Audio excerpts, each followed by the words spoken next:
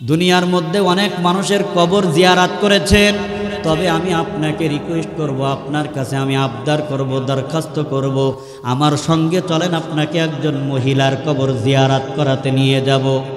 হুজুর বলেন, এত মানুষ থাকতে মহিলাদের কবর কেন জিয়ারাত করতে নিয়ে যাবা, বিষয়টা একটু বলে দাও। কয় হুজুর, এই মহিলাটা যেমন তেমন মহিলা না, বরং মহিলার 4টা ছেলে দুনিয়ার মধ্যে, 4টাই হাফিজুল কোরআন। আর জোরে বলুন না সুবহানাল্লাহ, আল্লাহু আকবার। হুজুর বলার পর উনি কি করলেন, কবরটা জিয়ারত করার জন্য গেলেন। কবর জিয়ারত করার পর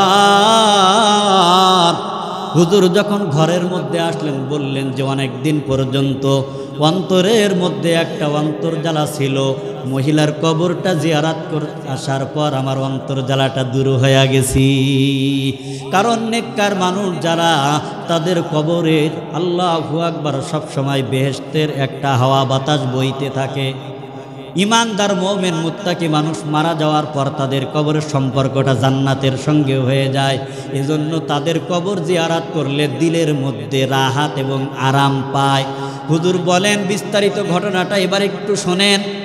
আল্লাহর বান্দা, আল্লাহু আকবার, এই মহিলার স্বামী দুনিয়ার মধ্যে থেকে যখন বিদায় হয়ে যায়, মহিলার স্বামী যখন দুনিয়ার থেকে বিদায় হয়ে যায়, এই মহিলার কোলের মধ্যে আল্লাহু আকবার এরকমভাবে 6 বছর 7 বছর, এর থেকে বড়, এর থেকে বড়, এর থেকে বড়, এইভাবে 4টা ছেলে দুনিয়ার মধ্যে রেখে যায়। কিন্তু আল্লাহর বান্দা দুনিয়ার থেকে বিদায় নেওয়ার সময় আল্লাহর বান্দা তার স্ত্রীকে বলে যায়, আমার ইন্তেকালের পরে আমার একটা সন্তানকেও স্কুলের মধ্যে পড়াইবা না, আমার প্রত্যেকটা ছেলেকে মাদ্রাসার মধ্যে পড়াইবা, হাফেজ বানাইবা। আল্লাহর বান্দা দুনিয়ার থেকে ইন্তেকাল হওয়ার পর আল্লাহর বান্দি দুনিয়ার মধ্যে তেমন টাকা পয়সাও ছিল না। ফজরের ওয়াক্ত হওয়ার সময় বোরকা পরে আল্লাহর বান্দি কলসের মধ্যে পানি নিয়ে নিয়ে মানুষের বাড়িতে পানি দিত। বাজারের মধ্যে পানি দিয়ে 2 টাকা 3 টাকা কলস, ওই জায়গার থেকে যেই টাকাগুলা পেত, এই টাকা দিয়ে 4টা সন্তানকে মাদ্রাসার মধ্যে লেখাপড়া করাইছে। আল্লাহু আকবার।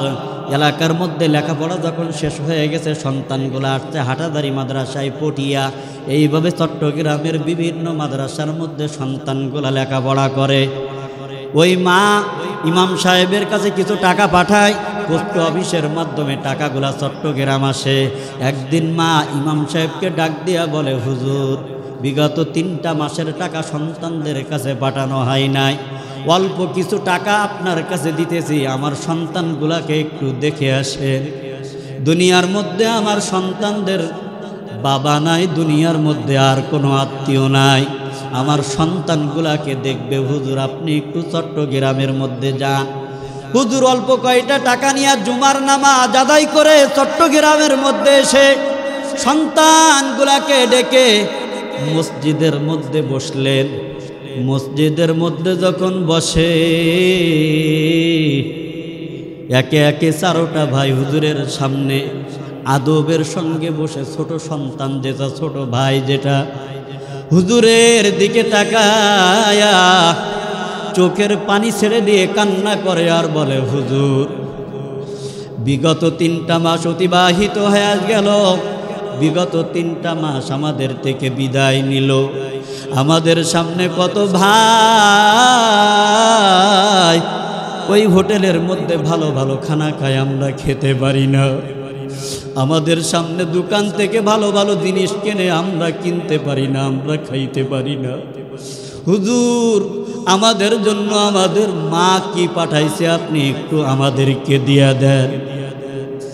বড় ভাই ছোট ভাইয়ের হাতটা ধরে বলে, ভাই চোখের পানি ছেড়ে হুজুরের সামনে কেঁদে লাভ নাই, দুনিয়ার মধ্যে আমাদের আশা পুরানোর মতো কেউ নাই, তার কারণ আমাদের বাবা নাই, বাবা যদি বেঁচে থাকতো দুনিয়ার মধ্যে আমাদের আশাগুলো পূরণ করতো। কি বলেন, কথা ঠিক কিনা?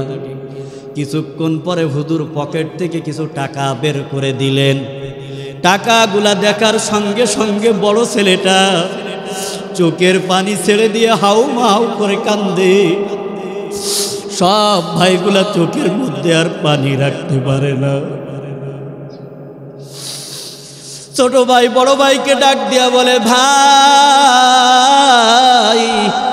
একটু আগে তুমি না বললে চোখে পানি ছেড়ে কান্না করবা না, কিন্তু ভাই তুমি এখন কেন কান্না করো, একটু বলো তুমি কেন কাঁদতেছো?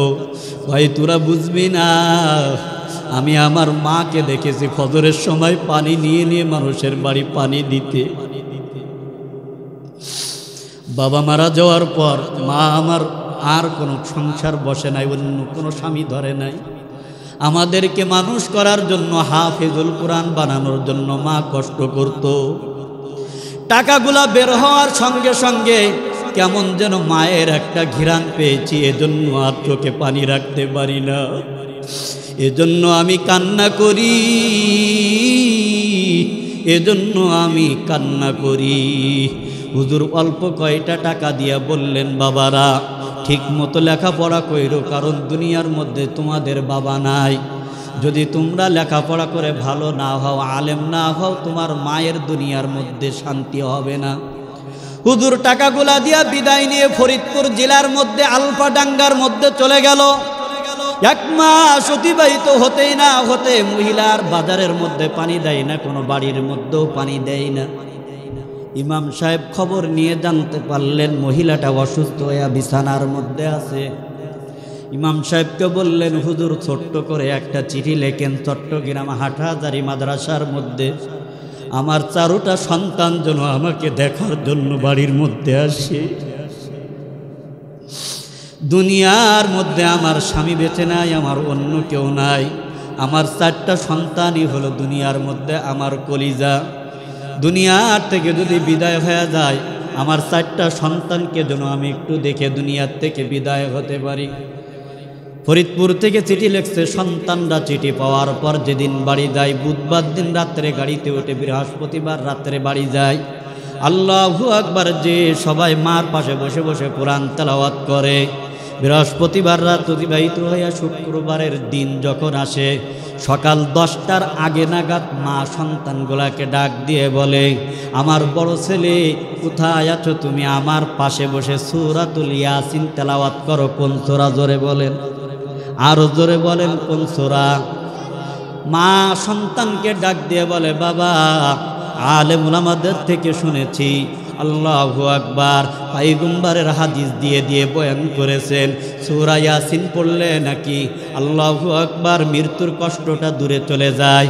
আমার সন্তান, তুমি আমার পাশে বসে বসে একটু সূরা ইয়াসিন তেলাওয়াত করো।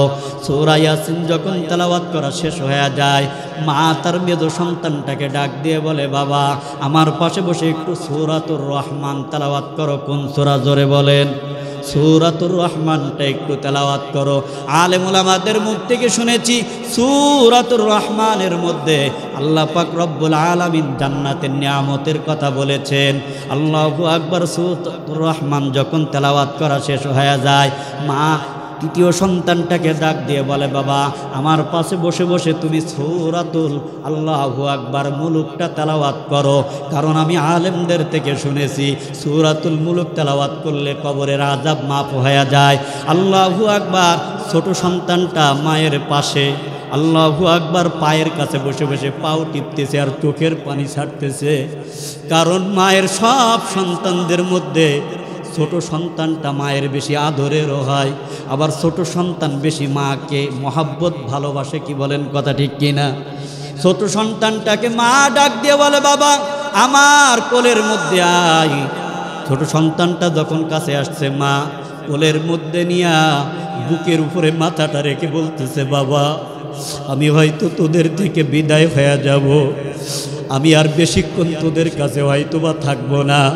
ছোট ছেলেটা মাকে জড়ায়া ধরে বলে, মা কি বলতেছো তুমি এইগুলা? দুনিয়ার মধ্যে বাবা অনেক আগে বিদায় হয়ে গেছে, তুমি যদি বিদায় হয়ে যাও, দুনিয়ার মধ্যে আমরা চিরয়েতীম, দুনিয়ার মধ্যে আমরা চিরয়েতীম, আমাদের কেউ থাকবে না। মা বড় ভাইয়ের হাতটা ধরে ছোট ভাইয়ের হাতটা বড় ভাইয়ের হাতের মধ্যে দিয়ে বলে, বাবা এ তোদের সবার থেকে ছোট, এ তোদের কাছে অনেক আবদার করবে, আমি মা দুনিয়ার থেকে বিদায় হয়ে যাব, তোরা পূরণ করিস। ওকে তোরা মারবি না, ওকে তোরা গালি দিবি না, তোর ছোট ভাইকে তোরা নিজেরা আদর করে করে তাদের জীবনটা পরিচালনা করার মতো রাখবি।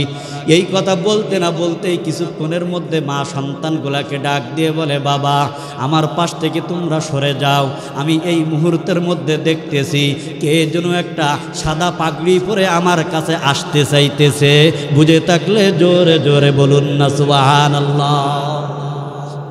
মা সন্তানগুলা সরে যাওয়ার পর নিজে নিজেই আল্লাহু আকবার চেহারাটা পশ্চিম দিকে করে হাতটা মাথার নিচে দিয়ে জোরে জোরে কালেমা পড়তে পড়তে সন্তানদের সামনে বিদায় হয়ে গেছি।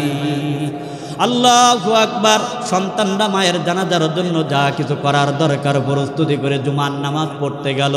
জুমার নামাজ পড়তে যে সব জায়গার মধ্যে মসজিদে 4 ভাই 4টা মসজিদের মধ্যে যে এলান করলো মায়ের জানাজার জন্য। জুমার নামাজের পর সব মুসল্লিগুলা তাদের বাড়ির মধ্যে আসছে। ওই জায়গার মধ্যে গহরডাঙ্গা মাদ্রাসার একজন মুহাদ্দিস সাহেব ছিল। অনেকেই বলতেছে হুজুর আপনি নামাজ পড়ান, কিন্তু হুজুর বলে না, তার সন্তানরা যেহেতু হাফেজুল কোরআন আলেম, তার সন্তানরা নামাজ আদায় করাবে। আল্লাহু আকবার। সবাই মিলে সিদ্ধান্ত করলো বড় সন্তান যেটা সে কি করবে, মায়ের জানাজার নামাজ আদায় করবে। বড় সন্তানকে যখন বলা হলো তুমি তোমার মায়ের জানাজার নামাজটা আদায় করো, বড় সন্তান ডাক দিয়া বলে না, আমাদের মধ্যে আমাদের যে ছোট ভাই, আমাদের ছোট ভাইটা আমাদের মধ্যে সব থেকে আমলওয়ালা। ও সবসময় তাহাজ্জুদের নামাজ আদায় করে, তাহাজ্জুদ ছাড়ে না, কুরআন তেলাওয়াত করে, জিকির আজকার করে। আমাদের মধ্যে ও বড় আল্লাহওয়ালা, ও নামাজ আদায় করাবে। ছোট ভাই বড় ভাইয়ের হাতটা ধরে বলে, না ভাইজান, আমাদের সবার মধ্যে আপনি বেশি মায়ের আদরের ছিলেন, কারণ আপনি প্রথম সন্তান। আমি নামাজ আদায় করাবো না, আপনি নামাজ আদায় করেন, আপনি জানাজার নামাজ পড়ান। আল্লাহু আকবার। বড় সন্তান যখন সকলকে কাতার করে মায়ের জানাজার সামনে দাঁড়ায়া গেছি, আল্লাহু আকবার, আল্লাহু আকবার জোরে স্পষ্ট আওয়াজে বলতে পারে না। নিয়াত বাঁধার আগে সন্তান ওই জায়গার মধ্যে সেন্সিয়ার হয়ে বেহুশ হয়ে পড়ে গেছি। তার কারণ সন্তানের সামনে কার লাশ বলেন তো? সন্তানের সামনে মায়ের লাশ। পৃথিবীর মধ্যে এমন কোনো সন্তান নাই যেই সন্তানের সামনে তার বাবার লাশ অথবা মায়ের লাশ থাকবে। আর সন্তান যদি জানাজার নামাজ আদায় করে তাহলে আল্লাহু আকবার স্পষ্ট করে আদায় করবে। কিন্তু ওই লাশের সামনে যদি এলাকার ইমাম সাহেব যদি থাকতো, জোরে আল্লাহু আকবার বলতো, তার কণ্ঠের আওয়াজ নিচু হতে না। কি বলেন কথা ঠিক কিনা? এভাবে একবার দুইবার পড়ার পর তাকে মাথায় পানি দিয়ে তারপরে তার মায়ের জানাজার নামাজ শেষ করছে। এর পরের ঘটনা আরও করুন। তার আগে আমি আপনাদেরকে বলবো ভাইজান, আল্লাহু আকবার, এই ইতিম সন্তান এই মাদ্রাসার মধ্যে আছে কি নাই জোরে বলেন। আপনার সন্তান আলেম বানাইতে পারেন নাই, আপনার সন্তান হাফেজ বানাইতে পারেন নাই, আপনার সন্তান আল্লাহু আকবার মুফতি মুহাদ্দিস বানাইতে পারেন নাই। কিন্তু যারা মুফতি এবং মুহাদ্দিস হয় তারা কিন্তু এই মাদ্রাসার মধ্যে নূরানি পড়ার পরে কিতাবখানা পড়ে কিন্তু আলেম এবং হাফেজ মুফতি মুহাদ্দিস হয়। কি বলেন কথা ঠিক কিনা?